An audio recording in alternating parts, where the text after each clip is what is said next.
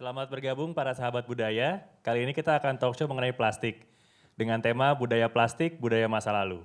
Talk show ini merupakan bagian dari Konferensi Pekan Kebudayaan Nasional yang bertemakan Tutur, Kultur, dan Luhur. Nah, dalam diskusi kali ini kita akan membahas mengenai apa itu plastik, apakah benar bahwa plastik sudah jadi bagian dari budaya kita, seperti apa pengaruhnya terhadap kehidupan kita, keseharian kita, bersama para pembicara terpilih. Langsung saja saya ajak para pembicara terpilih. Yang pertama ada Tiza Mafira. Ya, silahkan Tiza untuk naik ke dalam panggung. Silahkan. Nah, Tiza ini biasa disapa Tiza ya, Tiza Mafira, tapi disapa Tiza merupakan direktur dari Gerakan Indonesia dari Kantong Plastik gitu. Selain itu mungkin ada profil yang ingin ditambahkan? Cukup, Zulfikar, makasih. Oke, terima kasih. Lalu pembicara terpilih kedua adalah, ini namanya unik banget jadi susah untuk dilupakan. Namanya adalah Temanku Lima Benua. Silakan, ini Temanku Lima Benua nama lengkapnya tapi akrabnya biasa dipanggil Liben ya. Liben, yang saya tahu Liben adalah Direktur Artistik Binal dari Bank Sampah Klaten gitu. Ada gimana kabarnya dari Klaten ini? Ya, sangat baik. Baik. Dan salam juga untuk generasi Z. Pasti semua para sahabat budaya sangat memperhatikan ini Liben pakai helm tanduk. Ini boleh diceritakan dulu, ini apa? Ya, ini adalah helm social distance yang diciptakan oleh Binal Bank Sampah untuk para pengunjung dan panitia. Supaya saat melihat Binal Bank Sampah itu terjadi protokol COVID-19. Oke, jadi otomatis emang gak ada yang mau deket-deket juga sih kelihatannya ya? Iya. Ya, hati-hati Tiza kalau agak nengok jangan sampai kecolok matanya. Iya, saya takut dari tadi, takut kecolok tapi jadi pengen punya juga. Iya sih, jadi aman banget itu gak ada yang mau deket-deket. Nah, sesuai diskusi kita, ini juga di teman-teman para sahabat budaya bisa melihat berbagai karya dari Bank Sampah Klaten. Di sini di panggung ada helm, terus nanti Liben juga bisa ceritakan. Tapi ini memang membuat kita jadi bertanya-tanya nih, kan plastik itu sebenarnya kelihatannya udah ada banyak banget ya, mungkin bagian dari baju kita yang sekarang kita pakai itu juga ada plastiknya. Tapi kalau kita mengkritisi lagi nih tema talk show kita hari ini, teman-teman Tiza dan Liben tuh setuju nggak sih kalau disebut plastik itu sebenarnya emang udah jadi budaya kita? Atau malah ada orang-orang yang beranggapan kita di periode sekarang ini kita udah nggak bisa lagi hidup nyaman tanpa plastik sama sekali karena udah segitu meresapnya dalam keseharian. Betul nggak sih? Menurut saya sih benar ya, plastik sudah menjadi budaya. Tapi yang banyak orang mungkin tidak ketahui adalah bahwa budaya ini lumayan kontemporer gitu. Bahwa ini adalah budaya yang baru saja membudaya sekitar 10-15 tahun belakangan. Dan sebelum 10-15 tahun ini gitu ya, mungkin 2 dekade yang lalu sebenarnya kita tuh belum terlalu banyak bergantung pada plastik sekali pakai sebanyak kita bergantung pada plastik saat ini gitu. Dan ternyata faktanya menunjukkan bahwa hampir lebih dari 50% plastik yang pernah diproduksi sepanjang sejarah itu diproduksinya dalam waktu 10 tahun belakangan gitu. Jadi ya sudah membudaya tapi bisa kita balikan lagi budaya itu. Baik. Kalau menurut Liben gimana? Ini juga yang mungkin Liben bisa tambahin dari keseharian Liben yang Liben lihat di Klaten atau di Jogja. Ya, saya sepakat plastik menjadi budaya kita. Tapi misalkan Mbak Tiza dan Mas Zulfikar ini adalah generasi milenial awal. Sedangkan saya generasi Z. Padahal populasi generasi Z itu sangat-sangat banyak di Indonesia. Melebihi generasi milenial. Dan generasi Z itu adalah penghasil sampah terbanyak. Menurut mereka, sampah plastik itu seru karena plastik itu merupakan pahlawan dan sekaligus pemusnah. Pada zaman dulu, plastik itu sebagai pahlawan dan idola. Di mana di sini ada iklan plastik waktu zaman dulu di Indonesia. Bagaimana kita melihat bahwa plastik itu sangat-sangat menjadi idola bagi anak-anak saat kebanjiran. Di situ diceritakan bahwa ada anak membawa buku saat kebanjiran dan bukunya diselamatkan oleh sampah plastik. Diselamatkan oleh plastik, maaf. Di situ saya juga ngalamin sama teman-teman saat pulang sekolah hujan deras. Sepatu besok dipakai lagi. Wah, betapa bahagianya sekali saya melihat plastik di sana. wah ada plastik, yes sepatuku nggak bakal basah. Tapi sekarang plastik juga dibuat sama generasi Z itu mereka suka beli bakso. Saat beli bakso, baksonya di plastik sendiri. Dia ingat ibunya suka pedas, sausnya di plastik sendiri. Sambalnya juga. Adiknya suka manis, kecapnya di plastik. Bapaknya suka kecut, jeruknya di plastik. Akhirnya jadi satu kresek. Nah ternyata dia bawa motor. Wah takut lepas nih. Do beli dong bang, do beli plastiknya. Nah setelah dia maunya starter motor, dia lupa. Kok minumnya belum beli ya? Nah minum itu juga dibawa saat kebiasaan mereka di sekolah. Gen Z itu saat masuk kelas itu masih bawa sedotan sama plastiknya Bu Bambang kantin. Betapa mereka itu sangat tergantung sama plastik. Tapi mereka juga memiliki suatu refleks dan rekayasa bagaimana plastik itu bisa menjadi sebuah lukisan, sebuah patung dan mahakarya. Agak-agak jadi gemes dengarnya kalau berhenti di situ. Jadi karya-karyanya itu kayak apa? Patung, lukisan gitu? Ya, kita memakai plastik sebagai karya. Nah ini contoh lukisan dari plastik dan itu contoh patung yang dibungkus sama boncos plastik. Karena boncos itu biasanya nggak diambil pemulung. Karena biasanya itu nggak laku ya di pasaran. Nah itu ada contoh. Ya mungkin nggak banyak yang tahu nih boncos tuh kayak apa sih? Ya, boncos itu kalau kalian minum botol plastik ya, minuman botol plastik yang ada tulisan merek itu namanya boncos. Oh labelnya Ya, berarti ya? labelnya. Ya, ini contoh dari kerangka patung dibuat dari kawat bekas dan sini alasnya juga dari barang bekas. Di sini kita masukkan ecobrick.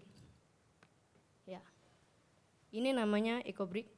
Sebagai bahan utama pembuatan patung dimasukkan. Sehingga patung itu bervolume. Ya. Nah ini tadi fotonya itu kenapa separuh? Karena kakinya saya lepas.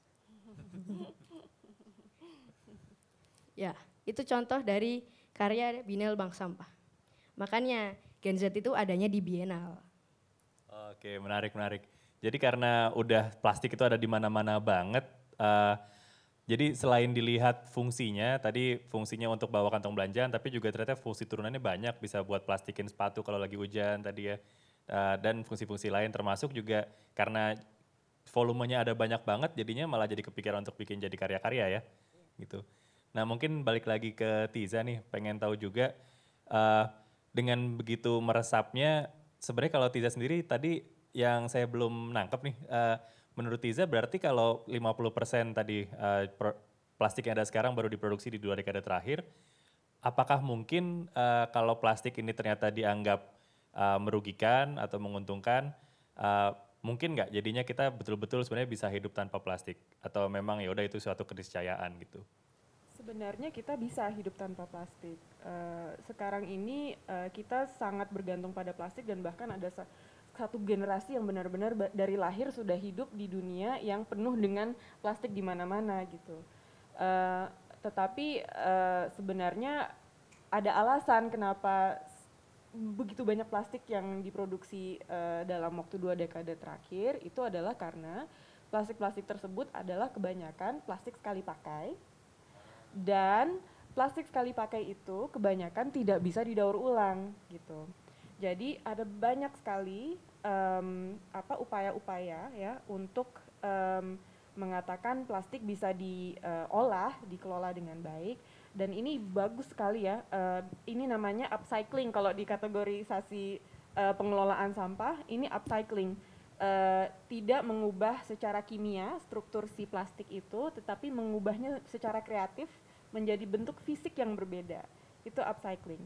Nah, kemudian ada yang namanya recycling ya kan. Recycling itu adalah plastik itu didaur ulang, diubah struktur kimianya menjadi kembali lagi menjadi suatu plastik lagi gitu. Nah, datanya di dunia ini adalah bahwa total plastik yang terdaur ulang itu kurang dari 10% di seluruh dunia, bukan hanya di Indonesia saja ya. Kadang-kadang orang berpikir oh mungkin Indonesia manajemen sampahnya masih buruk dan sebagainya. Jerman aja yang manajemen sampahnya bagus sekali, tingkat daur ulang plastiknya 30%, nggak lebih dari itu. Kenapa? Ada beberapa alasan kenapa. Mungkin aku bisa menggambarkan ya. Ada beberapa gambar-gambar yang bisa menunjukkan mengapa plastik itu ada di mana-mana.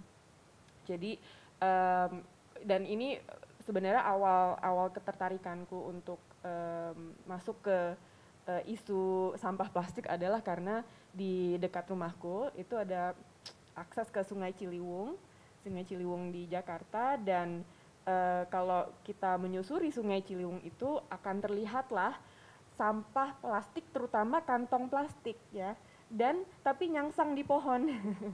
Kok bisa nyangsang di pohon sih? Kita pada bingung, plastiknya terbang apa gimana gitu loh. Terus ternyata kata warga sekitar, enggak, kalau plastiknya nyangsang di pohon itu artinya waktu musim hujan kemarin ya airnya nyampe ke situ gitu. Jadi kalau mau tahu, oh kalau Ciliwung meluap tuh setinggi apa sih? Ya lihat aja kantong plastiknya setinggi apa di atas pohon situ. Jadi Nah indikator begitu ya. surut ya, jadi dia tetap ada di situ sampai ya terus menerus gitu. Nah plastik itu waktu diciptakan ya tahun 50-an itu barang yang ajaib banget gitu. Dia tuh kuat sekali.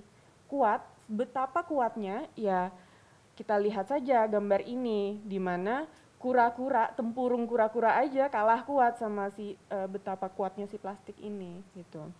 Dan plastik juga sangat tahan lama. Bahkan dia nggak bisa terurai sampai ratusan tahun lamanya. Jadi saking lamanya dia bertahan durasi hidupnya ya, binatang dan manusia kalah gitu. Kita hidup mungkin ya 100 tahun gitu ya. Kalau kantong plastik hidup bisa 200 sampai 400 tahun gitu, nggak terurai. Makanya kita kemarin lihat sedih banget ya, ada ikan paus terdampar di Wakatobi, mati pas dibelek perutnya, isinya 6 kilogram plastik gitu. Dan ini plastik membunuh tidak hanya binatang yang memakannya, tapi juga binatang laut banyak yang terbelit, tercekik oleh kantong plastik dan plastik-plastik lainnya. Karena apa? Karena sifat yang ketiga yaitu sangat lentur.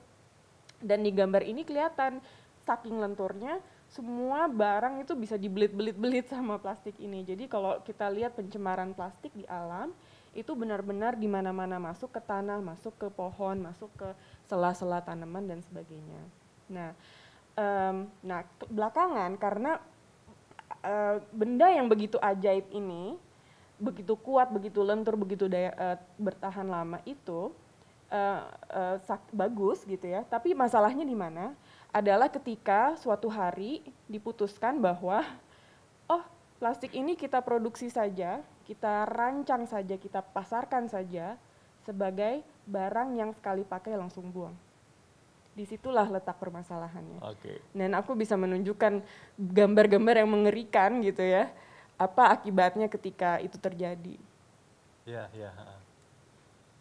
Nah, jadi ingat juga sih, kebetulan kan saya tinggal di Aceh, dan waktu itu pernah bikin kegiatan bersih pantai di Aceh, di Pulau Aceh, itu pulau sebelah Sabang.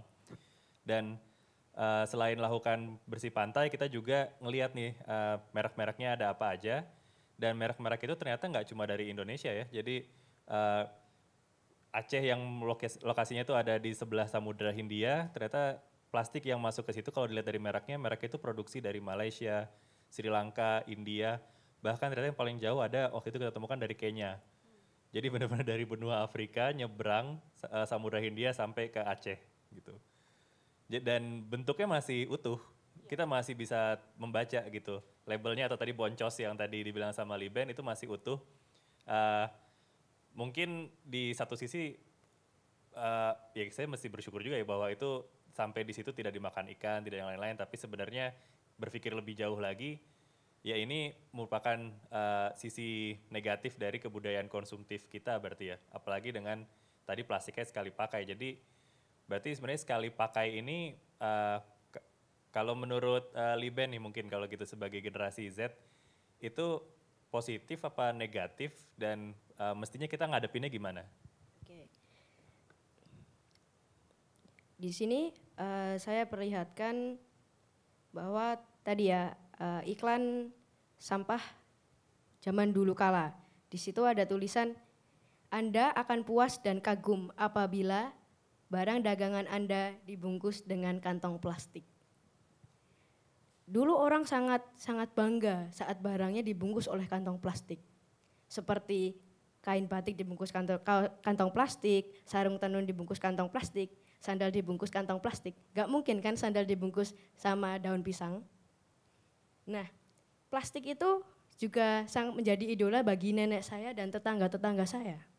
Contohnya, ini bukan karena mereka mau mengurangi sampah plastik,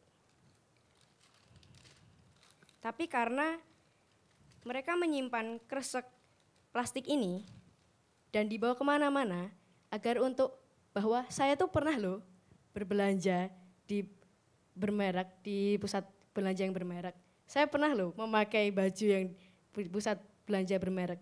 Itu terjadi di desa-desa. Kalau Mas Zul dan Mbak Tiza tahu. Nah, sampah plastik itu menjadi masalah jika digunakan berulang kali. Karena sejarah plastik saat zaman dulu, kantong plastik ditemukan oleh Stein Gustav Tulin dari Swedia untuk menyelamatkan bumi. Dia menciptakan kantong plastik agar pohon-pohon tidak ditebang untuk pembuatan kantong kertas. Tetapi pada saat ini kantong plastik tuh hanya sekali pakai. Nah, masalahnya di situ. Plastik buruk karena dia hanya sekali pakai. Coba bayangkan plastik dipakai berulang-ulang kali. Itu sama dengan kantong kertas jika dipakai sekali pakai juga bakal menimbulkan masalah. Maupun kantong kain ya, itu malah masalahnya lebih besar karena energi yang diperlukan oleh bumi untuk mengurai itu lebih besar daripada kantong plastik sendiri. Nah, Gen Z itu dikenal instan. Makanya baju saya tuh banyak kantongnya. Kalau belanja di supermarket tinggal masukin sini, terus nanti ditaruh gitu. Nggak usah bawa-bawa, yang pakai baju aja kasih kantongnya banyak. Nah, seperti itu. Gen Z itu dikenal kompetitif. Dia dikenal kreatif dan sekaligus kritis. Gen Z tidak terlalu mengejar perguruan tinggi, pendidikan yang tinggi. Karena apa? Karena dia udah memakai HP. Kadang-kadang kala tuh murid tuh lebih percaya HP daripada gurunya. Nah, seperti itu. Baik dan buruknya tergantung dengan cara kita memakai sampah plastik itu, yaitu berulang-ulang kali atau sekali pakai. Seperti itu, Mas Zul. Iya, benar juga ya. Jadi plastik itu jadi masalah ketika dia tidak digunakan berulang kali, namun selalu prioritasnya gunakan sekali pakai buang. Jadi akhirnya menumpuk seperti tadi juga ada di fotonya Tiza ya, tadi ada tumpukan sampahnya juga makin tinggi, lebih tinggi dari Tiza, kayaknya mungkin sampai 5 kali lipat tingginya Tiza. Nah, kalau tapi kalau lihat dari keseharian kita nih, apalagi sekarang lagi pandemi COVID-19 ini, akhirnya kita menjadi banyak sekali plastik sekali pakai. Baik plastik-plastik yang nyata terlihat bentuknya adalah plastik gitu, seperti misalnya face shield. Face shield harusnya dipakai terus gitu, tapi banyak juga yang sekali pakai, termasuk sarung tangan sekali pakai gitu. Atau malah mungkin kapas, karena kapas kan sekarang juga udah dari plastik juga ya. Jadi kapas-kapas ketika kita rapid test itu jadi banyak terbuang. Nah, dalam dunia medis atau mungkin juga ada dunia-dunia kebutuhan lainnya, plastik sekali pakai ini kelihatannya jadi satu-satunya pilihan, tapi sebetulnya betul-betul seperti itu atau sebenarnya ada langkah yang lebih bijak sih untuk budaya kita yang masa depan yang lebih baik? Kalau ini menurut Tiza gimana? Menurut saya sampah medis yang dikeluarkan oleh fasilitas medis, klinik, rumah sakit dan sebagainya, itu ada fungsinya. Ada alasan mengapa barang-barang plastik yang digunakan untuk alasan medis itu memang harus difungsikan sebagai sekali pakai, misalnya jarum suntik atau misalnya kapas yang banyak sekarang terbuat dari polyester ya, atau misalnya tabung IV, drip, terus sebagainya, karena memang untuk keperluan medis mungkin ada alasan-alasan sanitasi, higienis yang untuk mencegah infeksi ya ke orang lain gitu. Yang menjadi masalah adalah ketika barang-barang ini dipergunakan di luar konteks medis, di luar fasilitas medis, dan di luar manajemen sampah medis gitu. Rumah sakit dan klinik, mereka semua harus punya pengelolaan sampah khusus limbah infeksius.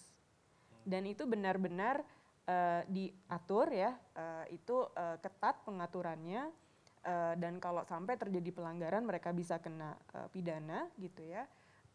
Tetapi sekarang ini banyak masyarakat menggunakan masker sekali pakai yang medis atau tapi berlebihan ya. Kadang-kadang memang diperlukan tapi mulai belakangan berlebihan, misalnya nggak kemana-mana, nggak terlalu ke tempat-tempat yang ramai, cukup pakai masker kain saja, tapi kemudian dia pakai masker medis gitu. Atau misalnya sarung tangan medis ya, misalnya mau pergi berbelanja, pakai sarung tangan medis dan segala macam, pakai jas hujan, APD gitu. Ada loh yang kayak gitu di awal-awal, padahal dari World Health Organization sendiri menyarankan cuci tangan sebanyak mungkin, pakai masker cukup udah gitu, jadi nggak perlu yang APD dan sebagainya.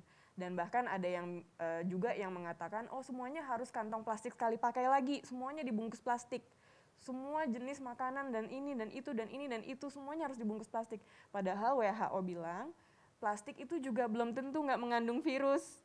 Virus itu bisa bertahan hidup 2 atau 3 hari di permukaan plastik, bisa bertahan hidup beberapa jam di permukaan kardus, di permukaan kain, di permukaan-permukaan.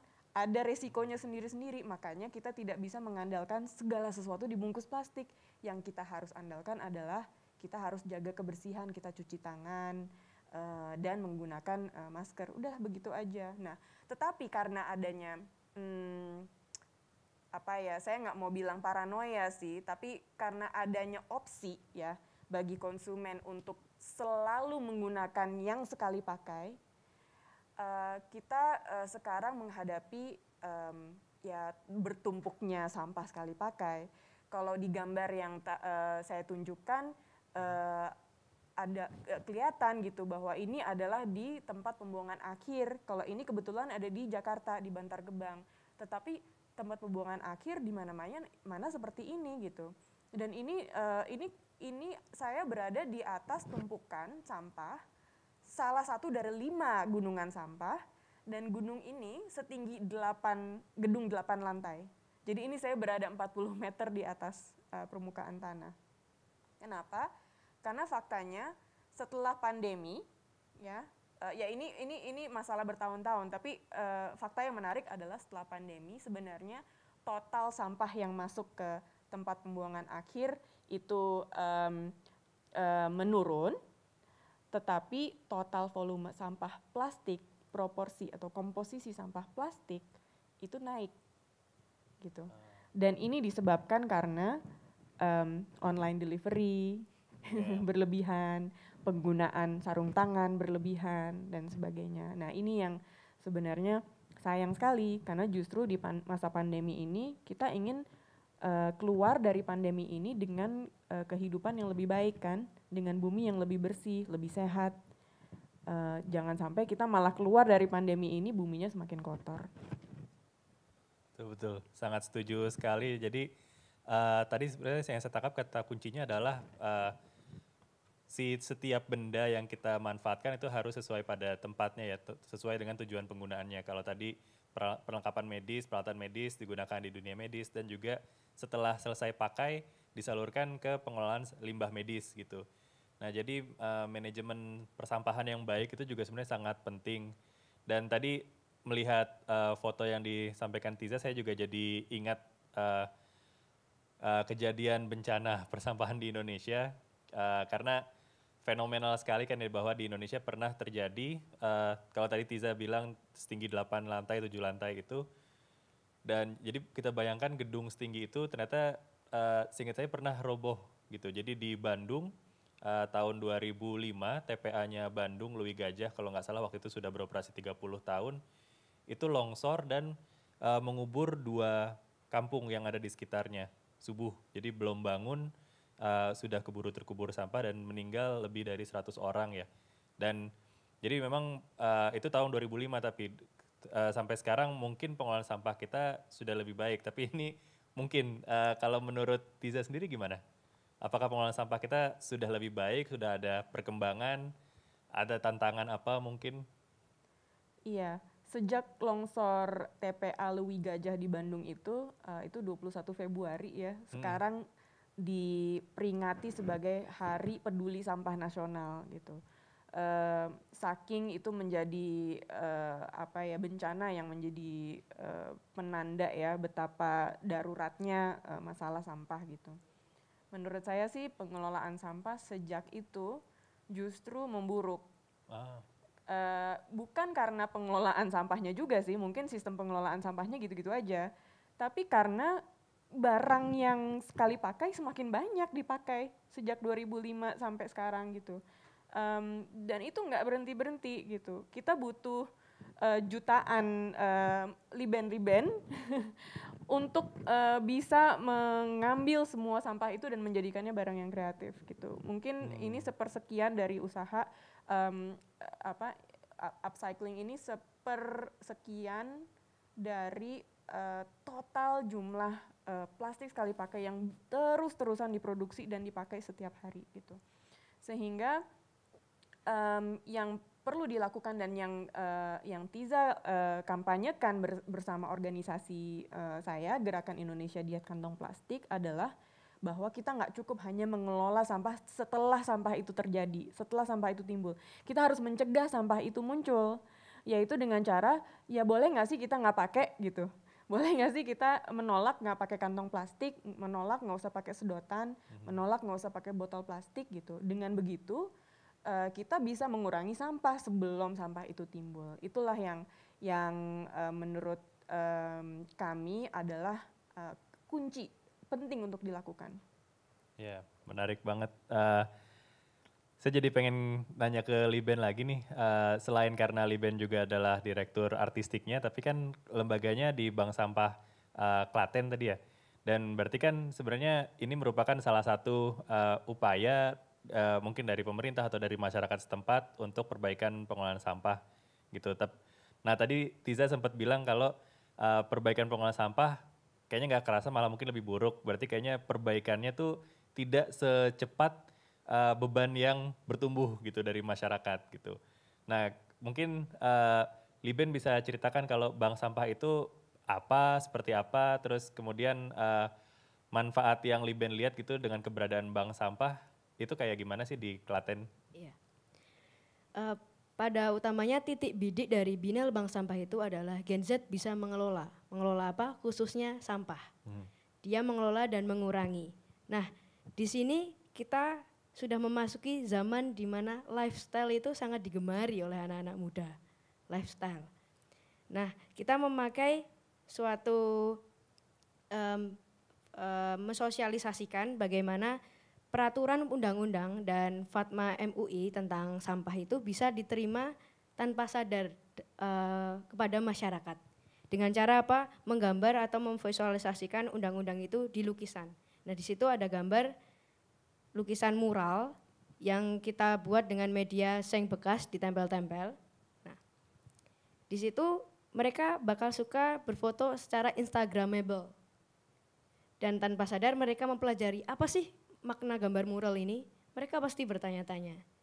Gak mungkin kan orang foto, ya ini aku foto dengan undang-undang. Gak mungkin. Jadi kita memakai itu. Nah, di situ ada juga limbah plastik yang kita bentuk sebagai huruf-huruf. Jadi itu tulisannya bisa dipakai untuk kegiatan berikutnya tanpa menimbulkan sampah plastik. Cat-cat yang kita pakai itu juga cat-cat BS-an yang udah cuci gudang, harganya 50%. Dan kaleng-kalengnya nanti kita buat menjadi patung, bekas kaleng-kaleng cat itu. Nah, ini adalah helm social distancing. Kenapa kita memakai helm? Karena helm itu sebenarnya juga plastik. Saat plastik resek kita genggam, itu cuma sekepal tangan. itu hancurnya katanya Mbak Tisa tadi ratusan tahun. Apalagi helm. Teman-teman saya punya satu motor, tapi ganti helmnya bisa 10 kali. Nah, itu menimbulkan sampah, sehingga kita membuat helm social distance ini. Selain itu untuk pencegahan protokol COVID-19 kita juga membuat masker. Masker yang digemari oleh anak-anak. Contohnya ini, masker Garuda. Oh ini Bagaimana? masker. Apa? Iya ini masker ya berarti Iya, ya? masker. Bagaimana anak-anak tuh senang memakai masker. Biasanya kadang-kadang nggak mau, pakai masker ribet. Tapi dengan ini mereka seperti superhero. Superhero dengan dia memakai akar tradisi budayanya, yaitu lambang Garuda. Nah, selain masker dan social distance, kita juga membuat hand sanitizer dari pilok bekas itu. Nah, itu hand sanitizer. Betapa kerennya mereka membawa hand sanitizer pakai pilok. Seperti mural-mural di jalan itu. Biasanya kan pakai di bawah hand sanitizernya kecil tapi mereka malas bawa. Nggak mau, berat-berat repot gitu. Tapi ketika mereka bawa itu mereka berasa keren. Itulah lifestyle. Nah, selain kita membuat tentang protokol COVID-19, kita juga membuat rumah mikro yang seluruh bahan rumah mikronya itu terbuat dari limbah dan barang bekas ya. Nah, ini rumah mikronya. Biaya dari rumah mikro ini kita buat di bawah 5 juta. Memakai barang bekas, 2 lantai, setinggi 4 meter dan lebar 163 kali 204 cm. Ini rumah ini kita buat karena untuk memotivasi, menginspirasi bagi masyarakat Indonesia yang berpenghasilan 30.000 sampai 40.000 per hari. Pertanyaannya kapan mereka memiliki rumah? Nah, kita memberikan motivasi dan menginspirasi mereka bahwa rumah itu nggak mahal kok. Karena yang sering dilupakan sekarang sandang, pangan, dada papan. Yang mereka mikir sandang, pangan tapi papannya nanti-nanti aja gitu. Nah, dan provokatifnya di sini adalah dengan 5 juta Anda bisa kabur dari mertua. Emang udah punya berdua Liben? Ya bukan, itu untuk generasi milenial. Oh iya benar. Bagi generasi Gen Z yang kerjanya di pabrik, mereka nggak perlu ngekos. Mereka bisa membangun rumahnya sendiri. Dan itu kita desain ya, di sini ada suatu maket dari rumah mikro itu. Walaupun nanti berubah dari... Boleh diangkat Oh, ya. biar kelihatan. Ya, ini rumah mikronya. Walaupun nanti hasilnya berbeda karena kita memakai barang yang ada dan yang bisa dilakukan. Nah, workshop dari Biennale Bank Sampah adalah membuat rumah mikro. Dan rumah mikro itu nanti hasilnya akan menjadi suatu kesimpulan dari Biennale Bank Sampah. Nah, rumah mikro ini diresmikan sama lurah setempat dan Kepala Dinas Lingkungan Hidup Klaten. Kerjasamanya bersama beliau karena tanahnya di mana? Pertanyaannya gitu. Udah punya rumah nggak punya tanah. Nah, tanahnya kita bekerja sama dengan kelurahan memakai tanah-tanah bengkok bagi masyarakat yang kurang mampu. Menarik. Jadi bayangan saya sih sebenarnya tadi waktu saya tanya bank sampahnya apain, saya pikir bank sampah yang definisi sering saya baca tuh hanya jadi tempat untuk masyarakat menukar sampah yang bernilai ekonomi, jadinya masyarakat dapat manfaat ekonominya dan sampahnya nggak bocor ke lingkungan, nggak bertumpuk seperti tadi di TPA di foto-fotonya Tiza. Tapi ternyata nggak ada bayangan saya bahwa itu sampai bisa bikin solusi untuk lepas dari mertua, untuk punya rumah gitu, dan malah juga jadi solusi COVID gitu dan lain-lain. Ini menarik banget sih, jadi sebenarnya pengelolaan sampah ini bisa dipandang nggak hanya menyelesaikan masalah sampah, tapi juga masalah-masalah lainnya juga ya. Nah, saya jadi pengen tahu juga nih, kalau dari kegiatannya teman-teman GIDKP mungkin bisa diceritakan, kan GIDKP bukan baru setahun 2 tahun nih, jadi mungkin bisa diceritakan dari awal, sejak kapan dan sudah ada apa aja gitu. Jadi Gerakan Indonesia Diet Kantong Plastik atau GIDKP memang sudah hampir 8 tahun kita melakukan berbagai kegiatan untuk mendorong pembatasan plastik sekali pakai. Dan tujuannya adalah untuk mengubah lifestyle. Jadi persis tadi yang kata Liben itu, bahwa lifestyle itu penting banget ya. Dan apalagi untuk generasi muda, segala sesuatu yang mempengaruhi mereka adalah sesuatu yang berhubungan dengan lifestyle gitu. Nah, pada saat kita mulai, yang pertama kali aku lihat adalah bahwa plastik sekali pakai, terutama kantong plastik, pada saat itu kita memutuskan coba deh lihat kantong plastik dulu ya, satu kasus aja kantong plastik. Kenapa sih semua orang pakai?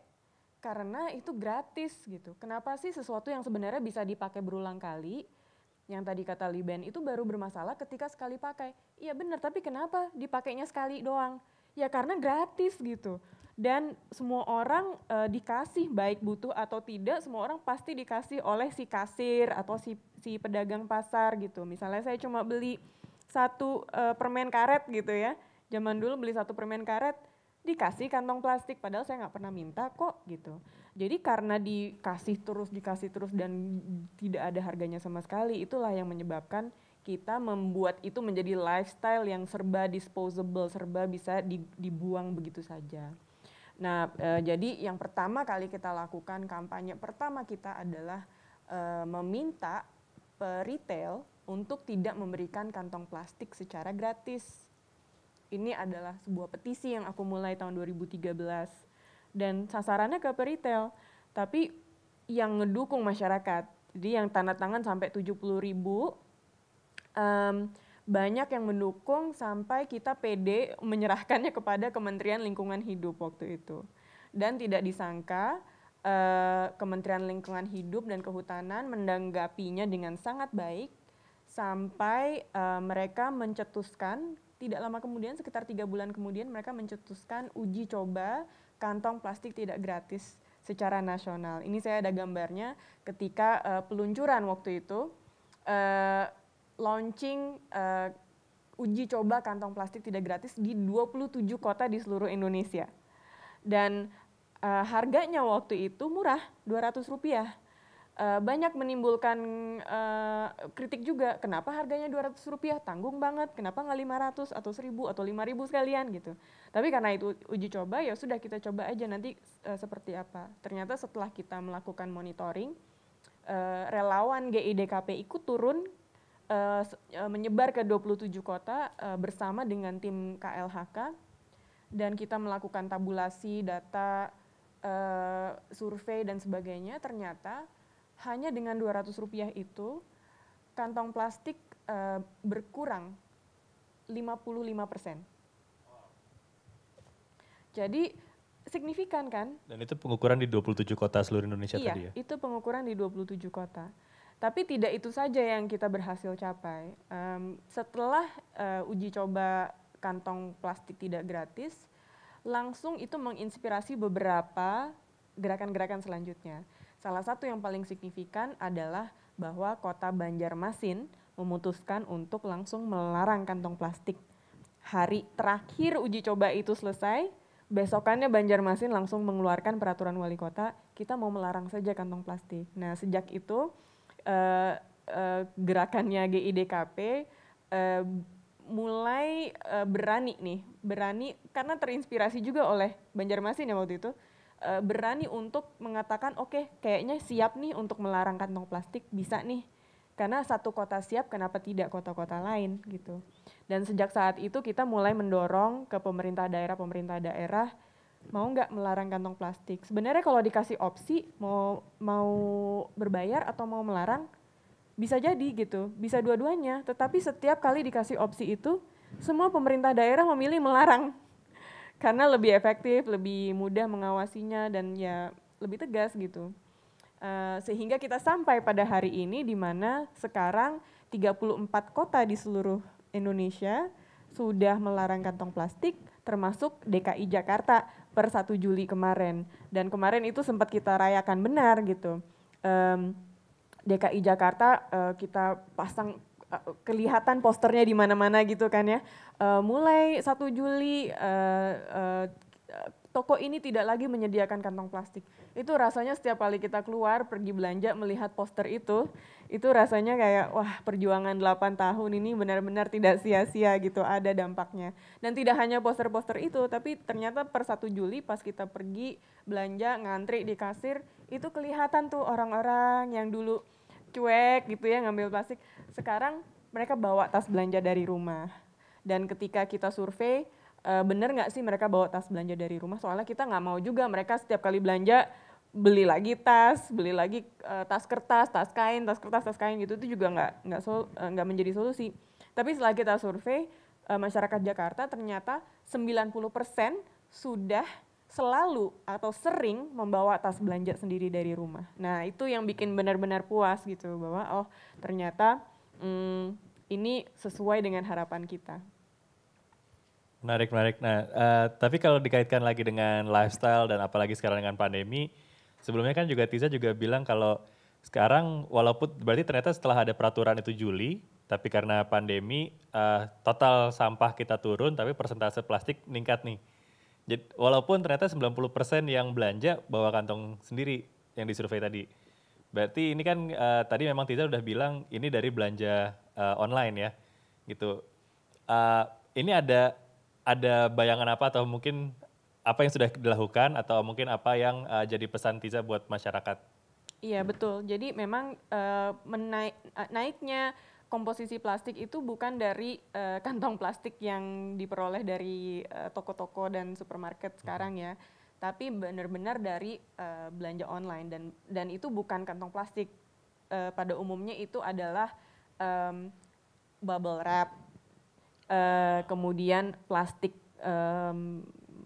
lembaran yang membungkus kardus, kemudian lakban, kemudian cable tie, kabel plastik yang kecil tuh yang buat segel, dan berbagai macam plastik-plastik lainnya yang sebenarnya kita nggak terlalu perhatikan ya ketika kita membuka pesanan kita ketika datang ke rumah.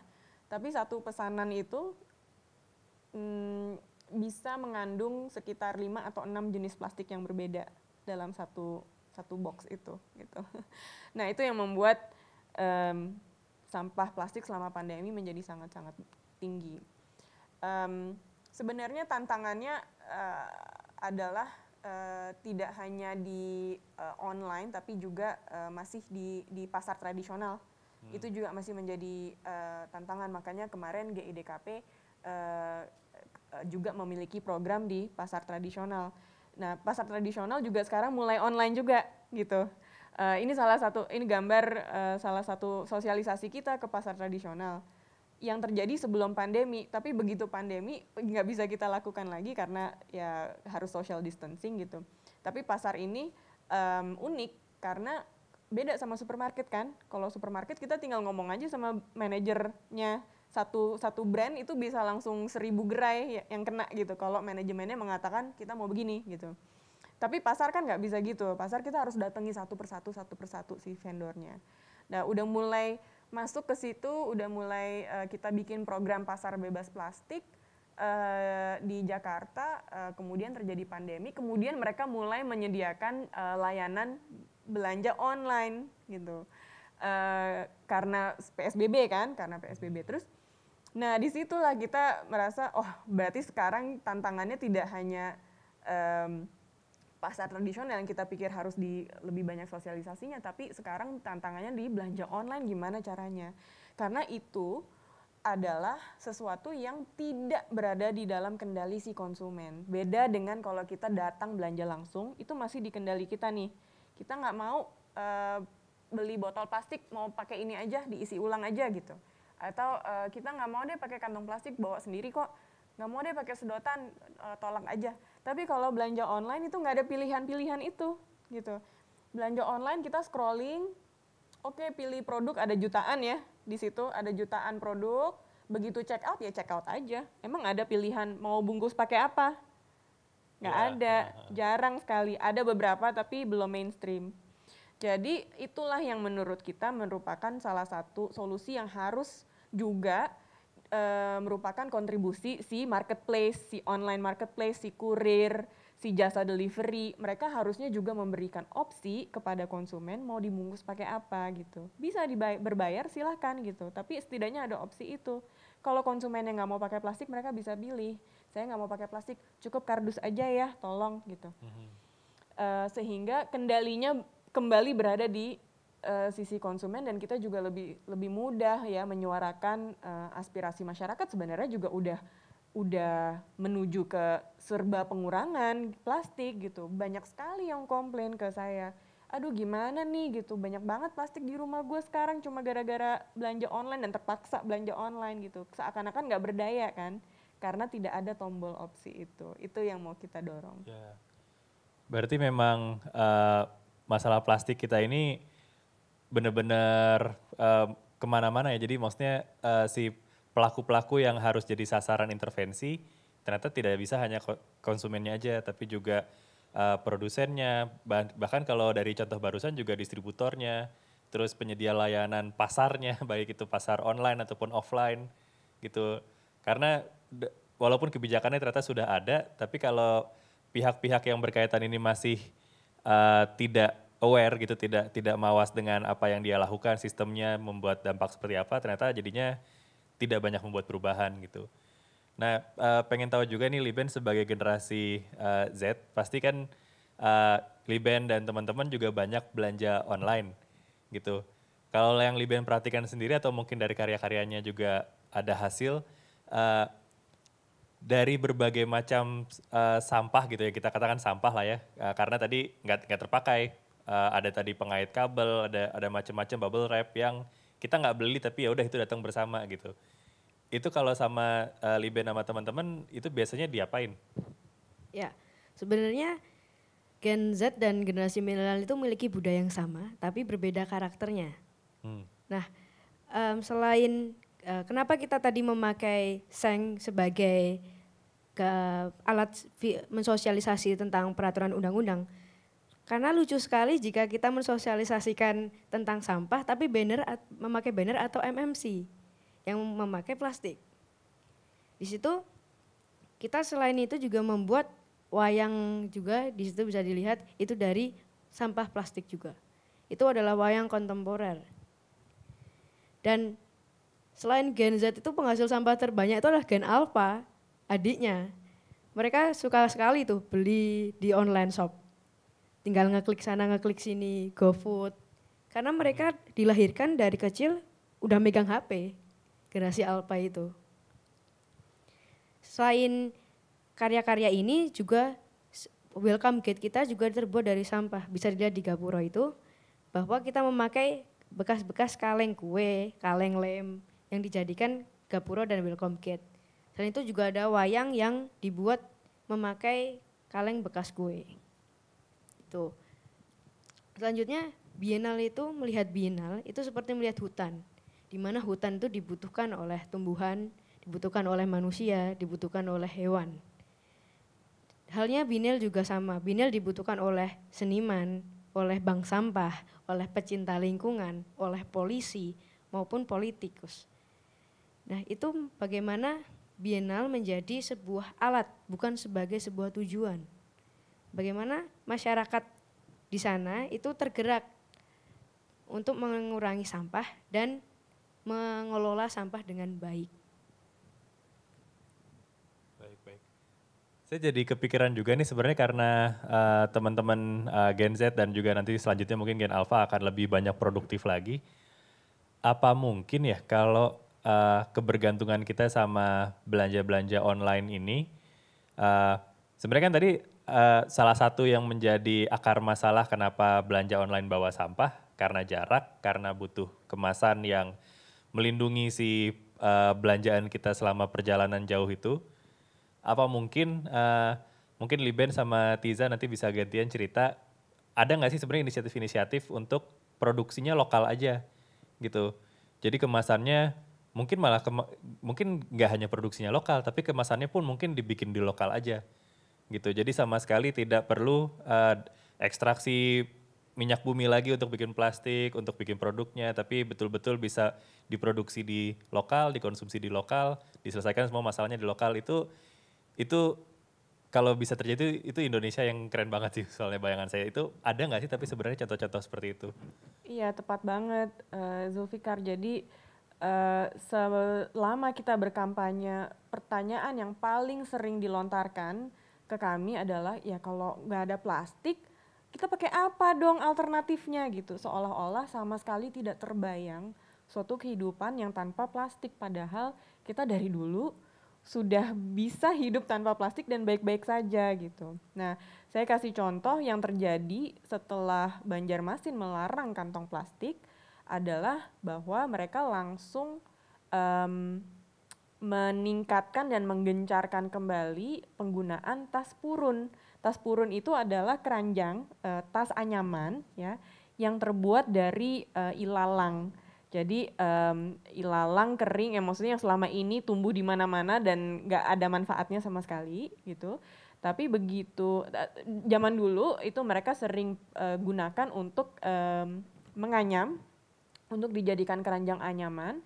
Tetapi belakangan mulai tidak lagi dilakukan karena banyaknya plastik. Begitu kantong plastik dilarang, masyarakat langsung balik lagi menggunakan tas purun itu. Dan di Indonesia itu setiap daerah ternyata punya tas tradisinya masing-masing gitu, tas khas daerahnya masing-masing.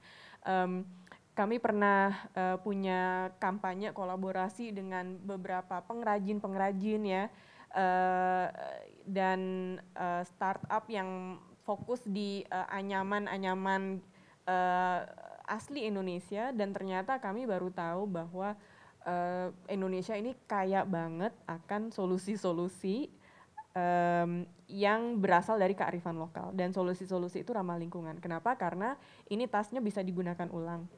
Tasnya terbuat dari bahan alami, dibuat oleh orang-orang UKM lokal. Sumber dayanya berasal dari sumber daya lokal, bukan impor seperti biji plastik.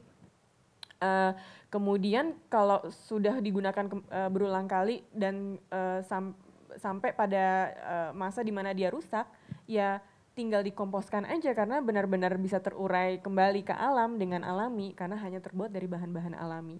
Jadi di Kalimantan ada yang namanya purun, kemudian misalnya di Papua ada yang namanya noken, kemudian di Padang ada yang namanya kambui gitu, dan berbagai macam, ada yang namanya bakul. Dan kemarin pas Idul Adha kita punya kampanye jangan pakai kantong plastik untuk membungkus daging kurban. Gantinya apa? Besek. Besek itu banyak ya di Jawa, dan ketika kita melakukan kampanye itu dan ada beberapa pemimpin daerah yang juga melakukan kampanye yang sama, penjualan besek itu langsung meningkat drastis sampai pedagang-pedagang besek bilang, wah kita over kehabisan nih, orderannya banyak banget gitu. Jadi intinya ya mereka untung banget, dan itu membahagiakan ya kabar seperti itu, daripada kita bergantung pada plastik yang berasal dari pabrik, impor dan sebagainya. Kenapa nggak kita kembangkan kearifan lokal kita yang sudah jelas-jelas pasti akan membangkitkan ekonomi kerakyatan, membangkitkan ekonomi UKM-UKM yang menggunakan budaya-budaya lokal Indonesia. Saya kasih contoh satu lagi, di Bali juga sudah melarang kantong plastik, styrofoam dan sedotan. Dulu supermarket di Bali itu sayur-sayurnya kan semuanya dibungkus plastik ya. Sekarang kita kalau ke supermarket melihat semua sayur dan buah dibungkus plastik. Itu kan nggak perlu sebenarnya, karena kan kita sampai di rumah juga pasti kita cuci tuh sayur dan buah gitu. Ya mereka kembali lagi ke zaman dulu, yaitu ya dibungkus aja pakai daun pisang atau daun apa gitu, atau diikat pakai akar gitu. Baik-baik aja kok. Dan itu adalah sekarang meskipun itu tradisi lokal ya, mungkin dianggapnya masa kita kembali ke zaman lalu yang primitif gitu. Tapi enggak, itu adalah kita menggali lagi kebudayaan kita terapkan untuk kehidupan modern kita terapkan di supermarket, dan kita bisa terapkan di online shopping juga. Kenapa tidak? Kenapa tidak barang kita nggak dikirim pakai tas purun? Nggak ada salahnya gitu. Kalau kena hujan ya tukang ojeknya aja disuruh tutupin pakai terpal kayak apa kayak gitu. Kan ada berbagai macam opsi yang sebenarnya kita bisa gali kembali dari kearifan lokal tetapi untuk kehidupan modern. Menarik. Dari kalau Liben mungkin di jaringan teman-teman seniman nih yang bikin karya-karya dari sampah ini, ada solusi-solusi yang muncul nggak di Jogja atau di jaringan lainnya yang tentang untuk menggantikan kantong plastik atau mensupport budaya kita yang sekarang harus belanja online, tapi gimana caranya supaya kita bisa minim sampah? Ya, jaringan Gen Z itu bersih dengan Gen Alpha, di mana Gen Alpha itu lebih lepas. Karena dalam Biennale itu tema kita adalah mindset, di mana merubah pola pikir. Dari pola pikir yang grow dan pola pikir yang fix, yang tumbuh dan yang tetap. Kalau pola pikirnya tumbuh, mereka pasti bisa berkreasi, mengembangkan ide-ide. Tapi kalau pola pikirnya yang tetap, dia akan seperti itu terus. Buang sampah ya buang sampah aja. Dia nggak sampai tahap untuk memilah itu. Kalau sudah sampai tahap memilah dan mengembangkan, itu adalah pola pikir yang grow. Nah, Gen Alpha itu sangat penting karena mindset itu harus dibentuk dari masa kecil, dari gen-gen yang muda. Kenapa kita membuat barang-barang dari barang bekas dan menarik-menarik? Karena saya sangat ragu bahwa Gen Z itu mau membuat dompet dari plastik, limbah plastik. Orang saya ragu mereka akan memakainya. Itu. Kalau dilihat dari sudut lokalnya, dulu ibu-ibu mau ke pasar itu selalu bawa tas anyaman. Anyaman yang bentuknya agak besar itu, Mas. Dia kalau ke pasar bawa itu dan itu sampai 10 tahun itu masih bagus tasnya. Tapi kadang-kadang kalau tas plastik itu dihilangkan bagi penjual-penjual di pasar di desa, mereka teriak-teriak. Karena tempe itu ya paling enak tempenya pakai plastik. Tempe mentah itu loh, beli tempe mentah itu. Ya. Dan lebih gampang, lebih cepat pembuatannya. Dibanding pakai daun pisang, kan sebenarnya daun pisang Iya, ya? daun pisang tapi lebih cepat kalau dia pakai plastik. Lebih efektif, lebih efisien. Itu sangat mensengsarakan jika kalau plastik di situ berbayar tiba-tiba tempe jadi naik. Wah, ini kok tempe naik sih, Bu? Orang biasanya 500 jadi 750 misalnya seperti itu. Nah, di Biennale ini kita mencoba merubah mindset melalui lifestyle. Karena Biennale ini adalah penyelenggaraan bersama-sama. Masalah sampah adalah masalah bersama-sama. Masalah bukan hanya masalah Kementerian Lingkungan Hidup saja yang harus mengatasi, tapi Kementerian Pendidikan dan Kebudayaan juga harus ikut dalam mengelola dan mengurangi sampah plastik. Menarik banget juga tadi bagian yang tempe sekarang ternyata lebih efektif kalau pakai plastik daripada daun pisang. Iya. Itu saya jadi ingat kasus yang terkenal banget, mungkin udah setahun yang lalu ya, yang pabrik tahu di Surabaya. Saya baca di koran bahwa ternyata pabrik tahu itu banyak yang pakai bahan bakarnya itu plastik karena juga lebih murah, ngebakarnya bagus katanya dibanding alternatif sebelumnya katanya pakai kayu. Nah ini juga bentuk lain budaya kita jadi plastik, tapi apakah ini jadinya budaya masa lalu atau malah jadi budaya masa depan juga gitu? Sebenarnya ada dampak yang perlu dikhawatirkan nggak sih kalau ini yang sekarang kita ketahui kan dari berita adalah untuk pabrik tahu dan sekarang saya baru tahu dari Liben kalau juga untuk tempe, mungkin ada yang lain-lain. Jadi ini sebenarnya perlu dikhawatirkan atau nggak apa-apa sih? Menurut Tiza gimana? Menurut saya perlu dikhawatirkan karena ada efek-efek samping. Misalnya tadi di kasusnya tahu di Tropodo ya, di dekat Surabaya, itu memang terjadi karena banyaknya tumpukan sampah di sekitar warga, di sekitar tempat tinggal warga, sehingga mereka jadi kepikiran apa ya mau diapain ya sampah ini, dan akhirnya dibakar untuk bahan bakar masak. Dan kebetulan mereka jualan tahu gitu. Nah, terjadi penelitian di daerah sekitar situ. Yang menarik adalah yang diteliti tidak hanya tahunya ya, tapi yang diteliti adalah telur. Nah loh, telur kok Iya, hubungannya gimana gitu, nggak nyambung. Jadi di sekitar situ ada ayam-ayam liar gitulah ya, bukan ayam untuk diternakan, tapi ada ayam liar. Dan sekelompok peneliti ini meneliti apakah telur dari ayam tersebut itu mengandung kimia-kimia yang berbahaya gitu. Karena karena hipotesanya adalah kalau plastik dibakar itu kan pasti menimbulkan racun yang sangat-sangat beracun sebenarnya. Ada yang namanya dioksin, ada yang namanya furan. Itu adalah asap yang sangat beracun dan itu harusnya mempengaruhi lingkungan sekitarnya gitu. Yang diteliti adalah telur dari ayam yang berkeliaran di sekitar situ. Dan ternyata, dan ini sampai masuk ke New York Times gini beritanya, ternyata level kandungan racun di dalam telur itu tinggi banget. Setinggi daerah yang dulu pernah kena uji coba militernya Amerika untuk senjata kimia, Agent Orange, setinggi itu. Jadi berbahaya sekali dan selama ini mereka pakai buat goreng tahu gitu. Untungnya telurnya nggak dimakan ya, karena ini bukan ayam yang diternakan, bukan telur yang diternakan gitu. Cuma bayangkan efeknya terhadap tubuh kita.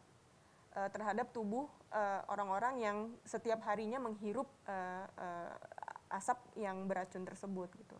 Dan ini bukan hanya masalah ketika plastik itu dibakar, tetapi plastik kita biarkan saja juga sudah menimbulkan masalah kesehatan kok bagi kita. Saya punya gambar di mana di Surabaya juga ya, di sungai di Surabaya itu diteliti ikan yang biasa ditangkap oleh warga sekitar untuk dimasak dan dimakan. Lambung ikan itu ternyata mengandung mikroplastik. Mikroplastik, microfiber. Kalau mikroplastik kan adalah plastik yang sudah terdisintegrasi, pecah-pecah menjadi ukuran yang mikroplastik kecil banget, lebih kecil dari 5 mm. Nah, kalau microfiber itu biasanya dari baju. Kita cuci bajunya polyester, nah itu akan mengeluarkan microfiber dan itu juga plastik. Nah, mikroplastik ini tidak hanya di dalam lambung ikan saja ditemukan, tapi sudah ditemukan di dalam garam, sudah ditemukan di dalam air minum dalam kemasan, sudah ditemukan bahkan di dalam air hujan. Wow. Udah di mana-mana banget. Jadi udah terbang ke atmosfer, udah masuk ke siklus cuaca kita mikroplastik ini. Ya, dan yang sudah pasti ya udah masuk ke tubuh kita juga gitu. Ini yang sebenarnya menjadi kekhawatiran karena ini adalah benda kimia, benda asing yang masuk ke tubuh kita. Sudah pasti efeknya tidak menyehatkan gitu ya katakanlah. Dan yang bisa kita lakukan adalah kita harus mencegah ini semakin parah di masa depan. Benar-benar. Ini ngeri banget. Jadi kerusakan yang ditimbulkan yang tidak sengaja dari bakar sampah untuk bakar tahu tadi, ternyata setara dengan kerusakan yang diniatkan untuk bikin senjata tadi ya gitu ya. Jadi dan ini baru kerusakan yang kita ketahui yang terukur. Jadi mungkin di luar-luar itu selain contoh telur, ikan juga mungkin masih banyak lagi. Mungkin sel telur di dalam para perempuan Indonesia juga sudah ada mungkin. Wah ini ngeri banget sih sebenarnya. Tapi wacana-wacana seperti ini nih sebenarnya kalau di antara Gen Z sama Gen Alpha tadi itu juga jadi pengetahuan yang umum atau kebanyakan masih biasa aja gitu dengan penggunaan plastik. Itu menurut Liben itu gimana? Ya, kebanyakan mereka itu kurang peduli ya tentang mengelola plastik, mengelola sampah plastik. Mereka biasanya udah buang-buang sampah aja. Mereka tidak mau kotor-kotoran ria, istilahnya seperti itu. Nah itu makanya bagaimana merubah suatu bentuk mindset mereka.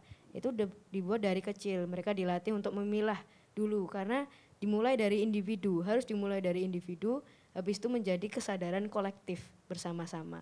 Sehingga semuanya akan terbiasa dalam memilah sampah plastik itu. Ya biar bisa memanfaatkan juga ya jadinya ya. Iya. Ketidakpedulian ini saya jadi ingat juga sih, menarik ketika kita bandingkan tiap generasi, paling nggak dulu waktu saya masih mahasiswa saya dengar teori tentang kabut peradaban. Dan di situ dikasih tahu kalau ternyata karena peradaban kita makin lama makin kompleks, jadi kita makin tidak kenal dengan alam kita. Jadi waktu itu, waktu saya masih mahasiswa, mungkin saya ngobrol sama generasi Z yang awal-awal waktu itu, mereka misalnya saya tanya kalau tahu nggak nugget itu dari apa gitu. Mereka bahkan nggak nyebut ayam, tapi mereka nyebutnya dari pasar. Mereka nyebut merek tokonya gitu. Terus yang itu waktu saya ketawain mereka, saya nggak sadar kalau saya sendiri ternyata nggak tahu Bintaro, Menteng itu nama tanaman gitu. Jadi kita sudah segitu jauhnya ya. Mungkin itu yang bikin generasi Z, generasi Alpha kalau nggak tahu sebenarnya karena memang pilihan-pilihan yang disediakan sama pasar tadi ya, jadi menyediakannya instan, menyediakannya gratisan, jadi tidak dipikirkan lagi lebih jauh. Padahal semua tuh ada latar belakang yang kalau kita pelajari sebenarnya cukup perlu diwaspadai ya berarti ya. Tapi tadi Liben udah memberikan kisi-kisi tantangan-tantangannya. Saya memang pengen tahu nih, karena kalau keberhasilan GIDKP udah yang saya dengar tadi udah ada membantu 34 tadi ya kota di Indonesia untuk punya aturan pelarangan kantong plastik. Selain itu selain kesuksesan sebenarnya tantangannya 8 tahun ini tuh ada apa aja? Tantangannya adalah kalau kita bergerak di usaha perubahan gitu ya, tantangannya adalah nggak ada yang mau berubah. Susah untuk meyakinkan masyarakat banyak untuk berubah atau beberapa pemangku kepentingan yang terkait gitulah. Saya kasih contoh nih, awal-awal itu kan gerakan kita adalah meminta kepada peritel, jadi supermarket ya. Ini target utama kita nih, bukan pernah bikin edukasi ke masyarakat kecil-kecilan pernah gitu, tapi kan akhirnya kita berpikir kita maunya lebih impactful gitu, lebih besar dampaknya. Jadi kalau orangnya cuma bersepuluh begini, gimana caranya kita bisa edukasi berjutaan orang ya gitu. Akhirnya kita menargetkan supermarket, karena supermarket konsumennya jutaan gitu. Tapi ketika kita minta supermarket, mereka jawab, kita bilang boleh nggak sih berbayar aja kantong plastiknya, kan jadi hemat situ. Nggak usah ngasih kantong plastik gratis, dikasih berbayar kan jadi kayak barang-barang dagangan lainnya gitu kan, jadi hemat, jadi untung, mau dong gitu kan. Mereka bilang ya iya sih jadi hemat, tapi kalau kita sendiri yang mengerjakan, toko sebelah nggak mengerjakan, nanti konsumen pada pindah dong ke toko sebelah gitu. Jadi boleh-boleh aja sih, tapi kalian coba dorong ini aja deh, pemerintah aja deh gitu. Kalian coba dorong kebijakan aja deh, kalau ada peraturan kita ngikut deh gitu. Terus begitu ngomong ke pemerintah kan, ini awal-awal banget ya, gitu ngomong ke pemerintah, mereka akan bilang, oke, bagus juga sih idenya, cuman masyarakat udah siap belum ya gitu. Begitu ngomong sama masyarakat, mereka bilang ya bagus juga sih idenya, cuman gimana kita setiap kali ke toko dikasih, masa gue nggak terima gitu. Jadi pada lempar-lemparan, ada orang-orang di masyarakat, ada orang-orang di sektor retail, dan ada orang-orang di pemerintah yang mau gerak duluan, yang mau jalan duluan meskipun teman-temannya belum jalan. Dan itu yang benar-benar kita pegang teguh ya, kita benar-benar kita ajak kolaborasi, kemudian kita diskusi bersama-sama gimana caranya kita menciptakan ekosistem alternatif. Dan di dalam ekosistem tersebut ada nih pihak-pihak yang mendukung dari semua sisi, dari masyarakat dukung, dari retail dukung, dari pemerintah dukung. Dan kita bikin ekosistem alternatif ini jadi ekosistem yang dominan gitu. Itu strateginya untuk menghadapi tantangan di mana kebanyakan orang belum mau berubah gitu. Dan akhirnya ya itu butuh waktu, itu butuh ya 7 tahun gitu untuk itu bisa terlaksana. Tapi karena ya konsisten dan gigih, akhirnya tercapai. Dan ini jadi narasi yang lumayan dominan sekarang, bahwa kantong plastik itu udah nggak bisa lagi di take it for granted gitu istilahnya, udah nggak bisa lagi dianggap sebagai barang gratisan yang bisa didapatkan secara cuma-cuma, Karena kantong plastik itu berbahaya bagi lingkungan. Itu sudah jadi narasi dominan ketika 7 tahun yang lalu sama sekali belum terbayang di masyarakat banyak gitu. Benar-benar, saya juga ikut merasakan sih dulu kalau kita nolak kantong plastik, orang kasir-kasirnya pada bingung. Kalau sekarang lebih terima, di periode di antara bingung dan sekarang terima itu ada orang-orang yang, wih go green gitu. Malah diejek. Malah diajak. Tapi memang terasa berbeda sekali sih sama sekarang ketika zero waste bermuncul di mana-mana, komunitas nihil sampah gitu. Kalau di generasi Z, generasi Alpha, ini juga terasa trennya atau masih diejek atau seperti apa kira-kira? Ya, itulah di situ pentingnya artistik ya, penataan. Sebenarnya kalau mereka mau dan mereka ingin merubah sampah plastik itu menjadi hal yang menurut mereka adalah good looking, contohnya misalnya kita membuat sampah plastik itu menjadi paving block rumah mikro. Di situ keramik akan kalah dengan paving block dari sampah plastik, karena keramik kalau dilempar langsung pecah. Kalau ke paving block dilempar nggak pernah pecah. Nah, di situ kita mencoba bahwa memakai sampah plastik daur ulang itu keren loh. Karena di luar negeri itu kan udah keren kan kalau pakai barang-barang daur ulang. Nah, kita mencoba bagaimana membuat mindset di Indonesia itu kalau pakai bahan-bahan daur ulang itu juga kalian kelihatan keren dan kelihatan lifestyle-nya gitu. Benar-benar. Kita juga ingat berapa bulan lalu tweetnya Bu Susi Pujastuti nge-tweet tentang suatu sepatu di produsen merek sepatu tertentu, terus Bu Susi bilang kalau sepatu itu dibuat dari plastik gitu, plastik dari laut. Dan itu saya dengar ternyata itu si sepatu itu langsung habis di mana-mana. Kadang saya juga seneng gitu karena berarti kan perjuangannya teman-teman seperti GIDKP memang berhasil nih. Itu jadi nilai tambah, jadi yang tadi Liben bilang produk-produk menggunakan bahan ulang jadi keren. Itu terjadi udah mulai ada di Indonesia, tapi kadang nggak khawatir juga ini hanya sekedar tren, hanya gimmick-gimmick aja gitu. Gimana caranya untuk balancing ini dan supaya benar-benar manfaat itu benar-benar nyampe, strateginya dari GIDKP gimana? Strategi GIDKP dari dulu adalah menyasar kebijakan supaya tidak hanya menjadi tren saja. Tapi memang kebijakan itu perlu didorong dengan kepercayaan pemerintah atau kepedean pemerintah bahwa ini sudah menjadi tren di masyarakat gitu. Kadang-kadang kalau kita bicara dengan pemerintah, mereka belum melihat adanya dorongan dari masyarakat gitu, nggak mau gitu kan, takutnya bikin kebijakan yang nggak populer, ya sangat bisa dipahami kan bahwa pemerintah mengkhawatirkan itu. Jadi memang nggak bisa mendorong perubahan tuh separuh-separuh gitu. Kita dorong bareng-bareng, dorong pemerintah iya, dorong masyarakat iya, dorong pelaku usaha juga iya, supaya kelihatan gerak bareng, supaya kelihatan di masyarakat terjadi tren, di pelaku usaha terjadi inovasi, dan di pemerintah disokong dengan peraturan dan kebijakan yang mendukung itu supaya menjadi sesuatu yang jangka panjang, supaya terjadi sesuatu yang tidak hanya sekedar tren tapi ada manfaatnya bagi lingkungan secara jangka panjang. Kayaknya di sini satu lagi ya yang diperlukan supaya nggak sekedar menjadi tren adalah edukasi sejak dini ke anak-anak sekolah gitu, ke apa tuh tadi gen alpha ya.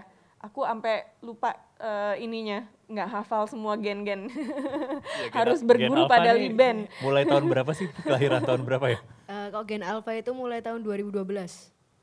Oh. Oke. Jauh kan? Sekarang masih 8 tahun umurnya. Iya. Jadi harus ada pendidikan sejak dini mengenai dampak kehidupan kita sebagai manusia terhadap bumi. Ini sesuatu yang aku nggak pernah dapatkan waktu aku sekolah. Sekarang aku mulai composting di rumah, mulai berkebun. Apakah ini diajarkan waktu SD? Enggak. Aku baru tahu ya sekarang, ini benar-benar agak konyol. Aku baru tahu beberapa tahun belakangan bahwa sisa makanan tuh kalau dikubur, dia jadi tanah lagi. Iya. Itu simpel banget ya. Tapi ya aku sebagai anak kota yang besar di Jakarta, waktu sekolah nggak pernah diajarin itu. Kebayang nggak sih kita mikirnya, oh sampah sisa makanan itu harus dibungkus kantong plastik, dibuang keluar rumah supaya diangkut sama tukang sampah. Itu doang yang saya tahu selama bertahun-tahun. Saya baru tahu sekarang bahwa itu salah. Karena kalau dibungkus kantong plastik, dibawa ke TPA itu nggak bisa terurai dan di dalam jadi busuk, mengeluarkan gas metana dan menyebabkan emisi ya, dan menyebabkan tempat pembuangan akhir rentan meledak, longsor seperti Lewi Gajah yang udah kita bahas sebelumnya, dan itu praktek yang sama sekali salah. Saya baru tahu. Jadi sekarang saya mempraktekkan di rumah composting, belajar segala macam cara, gimana caranya rumah saya yang cuma sepetak itu bisa mengelola sampah sisa makanan secara mandiri, habis di rumah nggak pernah nyampe ke TPA. Ini kan harusnya sesuatu yang diajarkan kepada anak-anak SD gitu. Ya, itulah. Tadi Mbak Tiza bilang kalau keberanian dan kekonyolan. Nah itu salah satu karakter Gen Z. Karena kita berani menyelenggarakan Biennale di kabupaten. Sebenarnya Biennale itu harusnya di provinsi. Tapi masa kita harus ke provinsi pergi untuk melihat Biennale. Orang-orang daerah itu juga ingin mengadakan Biennale. Jadi keberanian dan kekonyolan itu sebagai substansi dari berdirinya Biennale Klaten. Ya sebenarnya memang generasi Z dan generasi Alpha karena punya koneksi ke berbagai wawasan, jadi pemikirannya bisa akselerasi ya dibanding generasi sebelumnya. Jadi tahu rambu-rambunya, tahu mana yang ini kayaknya lebih baik kita cobain aja daripada lebih baik minta maaf daripada minta izin. Itu kayaknya tipe Gen Z atau Gen Alpha ya. Jadi tapi lebih progresif jadi kalau yang saya lihat sih. Nah menarik juga tadi yang Tiza bilang tentang bikin kebijakan. Mungkin contoh yang tadi saya ingat di awal yang Tiza bilang itu Kota Banjarmasin tuh jadi berani untuk bikin aturan karena melihat berarti ya data dari uji coba plastik Rp200 per lembarnya itu ternyata 55% masyarakat setuju kok. Jadi mereka tidak lagi ada alasan untuk merasa kebijakan itu nggak populer berarti ya. Berarti selalu ada trial terus kemudian pengukuran untuk melihat ini poin-poin ini kemudian dibawa ke pemerintah. Saya jadi pengen nanya yang agak-agak nyentil. Ada nggak sih tapi kasus-kasus yang ini tuh faktual banget, datanya udah lengkap, tapi yang nggak mau diterima aja atau mungkin ada kepentingan aja gitu yang bisa, ada berani cerita nggak? Ada, tapi kita agak luas nih pembahasannya, agak meluas, masih relevan. Pembahasannya agak meluas ke faktor iklim. Ini relevan ya, karena kita menghadapi krisis iklim sekarang. Dan plastik itu adalah berasal dari minyak bumi, dan minyak bumi adalah salah satu unsur yang membuat emisi gas rumah kaca semakin parah gitu ya. Jadi ini sangat berkaitan dengan isu sampah plastik. Dan ada fakta bahwa emisi itu kan terus-menerus bertambah. Kita secara umum harus mengurangi yang namanya emisi gas rumah kaca. Sampai tuntutannya kan adalah ya kenapa kita masih punya PLTU batubara gitu misalnya. Karena kan batubara mengeluarkan emisi dan sebagainya. Yang membuat yang adalah fakta adalah bahwa ada pembangkit listrik gitu ya yang menimbulkan emisi, termasuk pembangkit listrik tenaga sampah.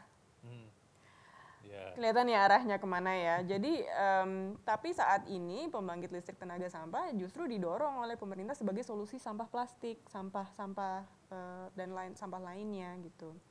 Yang mana menurut saya itu bertentangan dengan fakta bahwa kita harus menghindari justru kegiatan-kegiatan yang menambah emisi, apalagi kegiatan itu sebenarnya solusinya bisa solusi-solusi lain gitu ketimbang kita membakar sampah ya.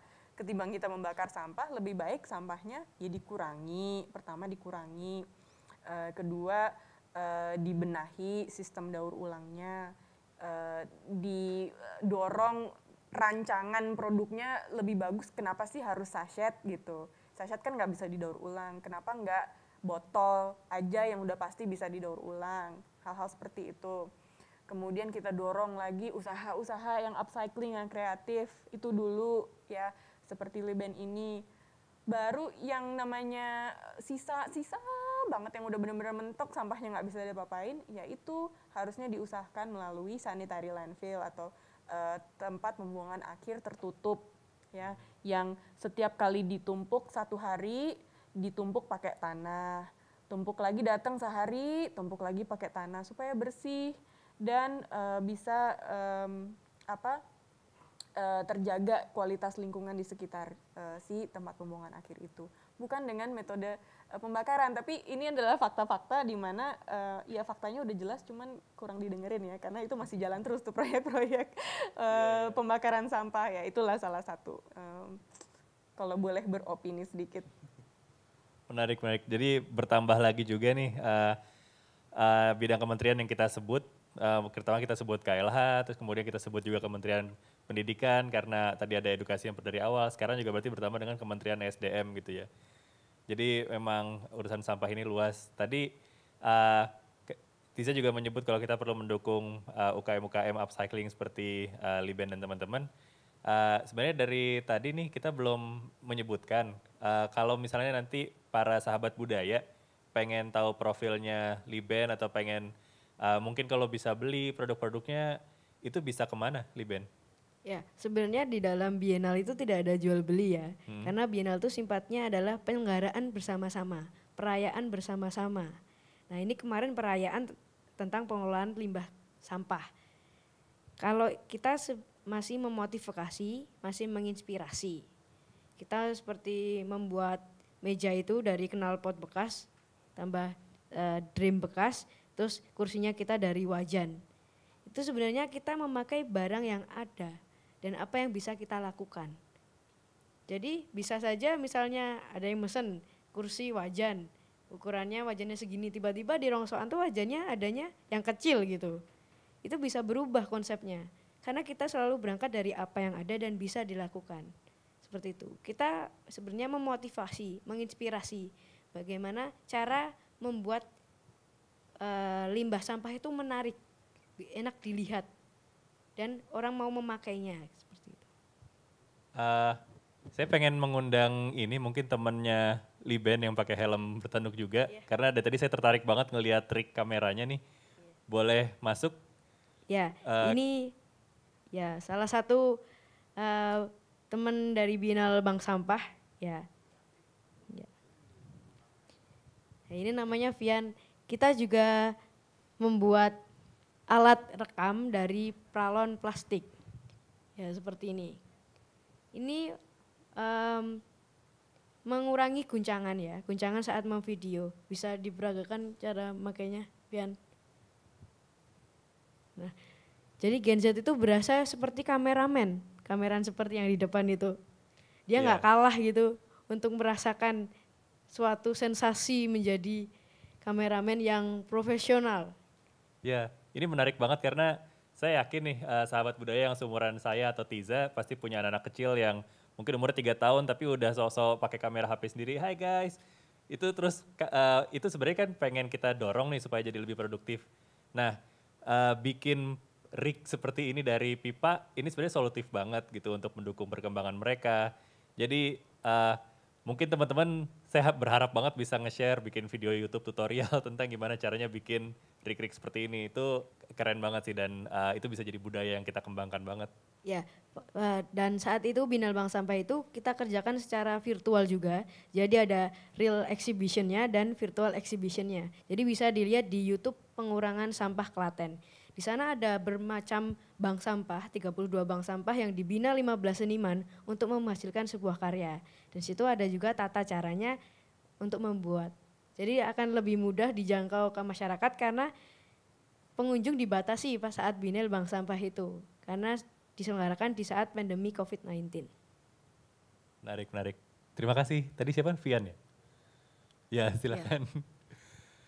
Nah mungkin karena kita sudah mendekati akhir talk show kita nih, jadi mungkin kalau dari Liben dulu, ada yang ingin disampaikan ke para sahabat budaya, bagaimana cara-cara untuk mendukung komunitas seperti komunitas Liben di daerah masing-masing supaya lebih menular si Indonesia? Oh ya, untuk generasi Z dan teman-teman yang kreatif, jika kalian kreatif, kalian akan terkenal dalam 10 menit. Dan kita ingin berkolaborasi di dimanapun tempatnya dan siapapun orangnya. Menarik. Jadi komunitas Liben di Binal Bank Sampah Klaten itu juga terbuka banget ya. Dan nanti bisa kontak ke Liben, tadi bisa melalui YouTube-nya atau kontak lewat DM Instagram-nya Liben sendiri. Mudah dicari kok, namanya juga sangat unik, Temanku Lima Benua. Saya langsung ketemu juga kemarin dan Liben berarti open untuk di DM sama para sahabat budaya yang ingin kerjasama sama Liben ya. Iya, dan di YouTube itu kalian bisa langsung kontak langsung dengan para peserta dari Binal Bank Sampah. Karena dalam Bienal itu kita sebenarnya membuat suatu relasi, kontak. Sehingga pengunjung dan panitia bisa langsung kontak maupun dengan pesertanya. Menarik, menarik.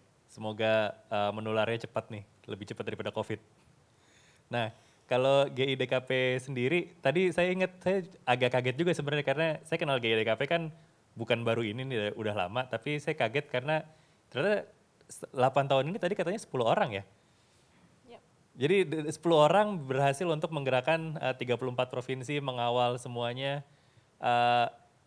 Ini agak gemes karena saya pribadi selalu berusaha untuk mendukung apa yang di GIDKP lakukan, tapi hanya 10 orang ini agak-agak, wah ini pendukungannya banyak banget. Mungkin ada yang ingin disampaikan ke sahabat budaya se-Indonesia dan apa yang diharapkan untuk dilakukan perubahan kecil mungkin dari keseharian para sahabat budaya. Ya, 10 orang tetapi kita memposisikan diri kita sebagai profesional yang memiliki skill tertentu gitu. Jadi kadang-kadang banyak orang yang merasa saya bisa apa ya? Sebagai konsumen saya udah menolak ini, sebagai konsumen saya udah beli-beli yang baik-baik, yang ini, yang itu gitu. Kadang-kadang orang tuh lupa bahwa dirinya tidak hanya konsumen saja, tapi dirinya juga adalah seorang ibu misalnya, seorang adik atau kakak, mungkin seorang guru, mungkin seorang akuntan, pengacara, atau ahli komunikasi, atau apalah. Dan kita selalu melihat bahwa skill set itu tidak hanya perlu digunakan untuk bekerja saja mencari uang, tetapi juga perlu digunakan ketika kita memiliki dunia ideal di benak kita. Kita punya dunia ideal di benak kita, tapi saya bisa apa? Saya seorang akuntan. Ya, bikinlah financial plan, bantu financial plan bagi perusahaan-perusahaan yang ingin mengubah bisnis modelnya menjadi bisnis model yang green misalnya. Gitu. Atau saya sebagai lulusan hukum ya, saya dulu juga mikir saya bisa apa, saya kerja di law firm, kerjaannya setiap hari ngeliatin kontrak doang gitu, emang saya bisa apa sih gitu. Tapi akhirnya saya merasa masa sih hidup saya cuma ngeliatin kontrak doang, bisa nggak sih saya pikirkan peraturan ini harusnya nggak seperti ini, peraturan ini seharusnya lebih ideal lagi ketika bisa ngomongin pembatasan plastik sekali pakai gitu. Dan akhirnya saya mendedikasikan hidup saya ke arah situ. Dan demikian pula dengan tim kita yang kecil ini, yang 10 orang, adalah setiap orang yang mendedikasikan skill-nya masing-masing ya, berdasarkan kuliahnya masing-masing dan pekerjaannya masing-masing, untuk membentuk dunia ideal yang kita ingin lihat gitu. Dan tentunya ini juga kita share ke orang banyak. Jadi mungkin kata-kata terakhirku adalah jangan lupa ya bahwa budaya masa depan adalah budaya tanpa plastik sekali pakai. Itu harus menjadi budaya masa depan, adalah budaya yang kita kembali ke kearifan lokal, tetapi kearifan lokal yang sudah disesuaikan dengan kehidupan modern. Karena itu adalah dunia ideal, di mana kita ekonominya berkembang, tetapi lingkungannya tidak rusak. Kalau mau follow Diet Kantong Plastik bisa ke Instagramnya Diet Kantong Plastik di @iddkp Indonesia Diet Kantong Plastik. Dan kami akan senang sekali untuk bisa berkenalan dengan lebih banyak orang yang juga semangat ngurusin isu ini. Baik, terima kasih. Itu menarik banget. Menurut saya sangat menggugah karena ada banyak sekali orang yang memang selalu ingin berbuat lebih baik untuk urusan sosial, lingkungan, tapi merasa terbatas dengan realitanya karena dia lulusan hukum atau lulusan akuntan dan itu merasa tidak berhubungan dengan bidang yang sebetulnya pengen dia selesaikan. Tapi barusan Tiza menyampaikan bahwa gambaran idealita kita itu sebetulnya bisa disesuaikan dengan realita kita karena kelihatannya sebenarnya sekarang semuanya saling terhubung ya dan jadi siapapun baik Anda backgroundnya apapun silakan hubungi GIDKP, tadi Instagramnya id.dkp kalau ingin mendukung visi kita bisa untuk hidup tanpa plastik sekali pakai. Dan hari ini melalui talk show ini para sahabat budaya dan saya khususnya belajar bahwa ternyata itu bukan sesuatu yang mustahil ya. Kelihatan bahwa dari pergerakan teman-teman GIDKP 8 tahun terakhir dan juga masa depan yang digambarkan lewat kegiatan Liben dan teman-teman bahwa sebenarnya kita sudah punya semua bahan bakunya, tinggal kita masak bersama. Gitu. Terima kasih kepada para pembicara, terima kasih juga untuk atensi para sahabat budaya. Diskusi kita mengenai budaya plastik, budaya masa lalu bisa kita cukupkan di sini. Saya tutup, terima kasih. Wassalamualaikum warahmatullahi wabarakatuh.